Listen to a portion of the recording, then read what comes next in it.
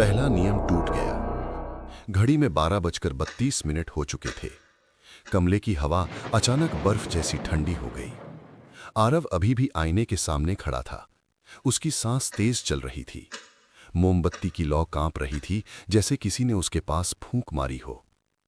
आईने में उसके पीछे वही लड़की खड़ी थी। गीले बाल, सफेद आंखें और होठों पर एक धीमी, अस्वाभाविक मुस्कान। आरव ने हिम्मत करके पीछे मुड़कर देखा। कमरा खाली था, लेकिन जब उसने फिर से आईने में देखा, वो लड़की अब और करीब आ चुकी थी।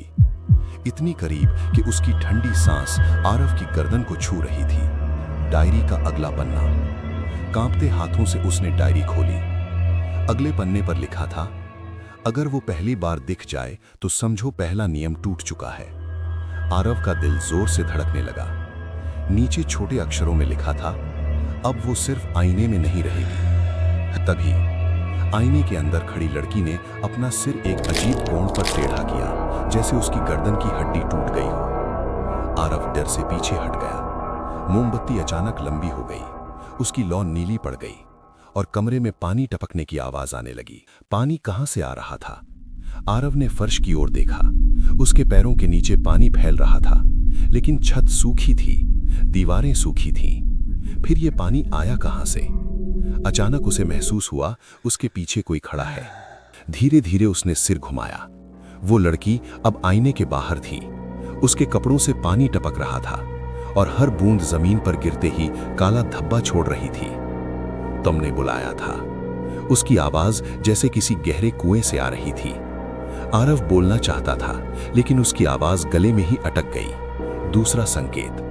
डायरी के पन्ने खुद ब खुद पलटने लगे। अगले पन्ने पर शब्द उभर आए, वो तुम्हारे डर से ताकत लेती है।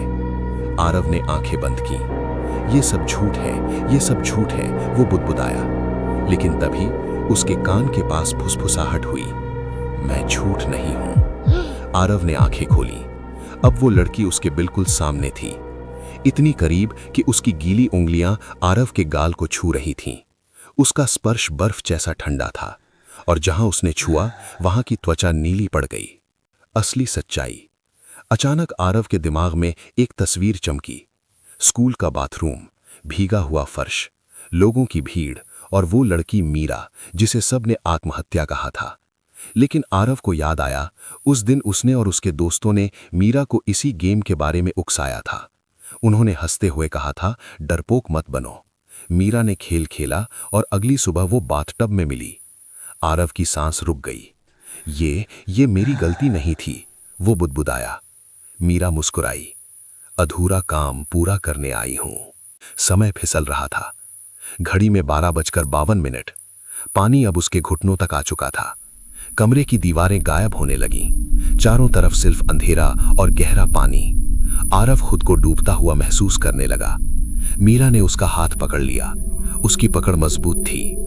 तुमने पहला नियम तोड़ा, अब तुम आखिरी बनोगे। आरव ने पूरी ताकत से खुद को छुड़ाने की कोशिश की।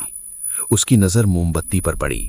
अगर वो उसे बुझा दे तो शायद सब खत्म हो जाए, लेकिन पानी अब उसके सीने तक आ चुका था। सांस लेना मुश्किल। मीरा उसे नीचे खींच रही थी। पानी उसके मुंह तक भर गया।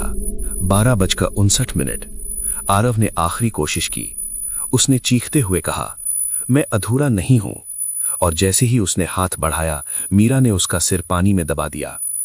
घड़ी ने 1 बजाया। सन्नाटा। अचानक सब शांत हो गया। कमरा फिर से वैसा ही था, सूखा, सामान अपनी जगह पर। मोमबत्ती खुद ब खुद बुझ चुकी थी। फर्श पर आरव पड़ा था। उसकी आंखें खुली थीं, लेकिन उनमें अब काली परछाई थी। और आईने में इस बार अकेली मीरा नहीं थी। उसके बगल में आरव खड़ा था, गीला, मुस्कुराता हुआ। हेलो दोस्तों, अगर आप इस चैनल पर नए हैं तो हॉरर शो को लाइक, शेयर और सब्सक्राइब करें ताकि न्यू वीडियो का नोटिफिकेशन आपके फोन पर आ जाए।